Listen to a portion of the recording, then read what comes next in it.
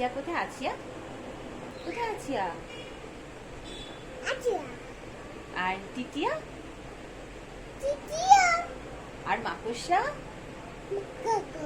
মা কাকা এরকম করে ডাকে। হ্যাঁ, গিরি ছাতা কই? গিরির ছাতা, ছাতা গিরির মাথায় ছাতা, মাম্মা এঁকে দিয়েছে ছাতা। এই দেখো ছাতা, এটা সরা, হাতটা সরা। হ্যাঁ ছাতা, তাই তো।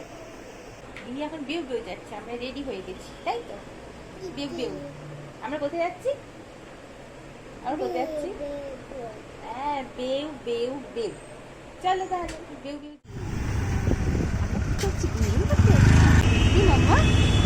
গাই কোথায়? গাই কই? তুমি কি দেখতে পাচ্ছ?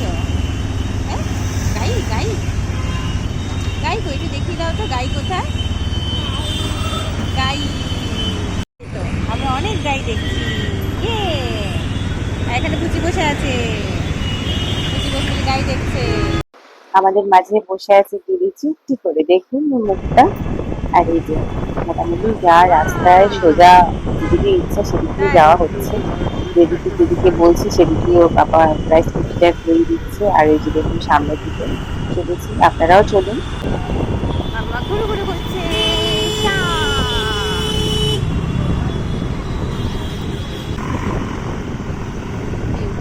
মাম্মা বেউ বেউ করতে বেরিয়েছে, বাবা তুমি তো চিপটিয়ে গেছে। লিলিকে নিয়ে আজকে স্কুটি রাইডটা ভারী ভালো কাটলো।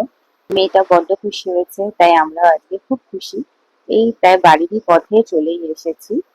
এখানে ওর পাপা দেখাচ্ছে যে বাটার সামনে যে মাছের বাজারটা ছিল সেটা উঠে গেছে, উঠে গিয়ে ফলের বাজারের পিছনে চলে গেছে। যারা যারা বাগুইআটিতে থাকেন তারা জানবেন বা আসেন তারা জানেন, আমি জানতাম না, তাই সেটাই শুনছিলাম। গিনির জন্য আমার সবসময় তো বেরোনো হয় না, তাই রাস্তাটা আজকে বেশ উপভোগ করতে করতেই গেলাম।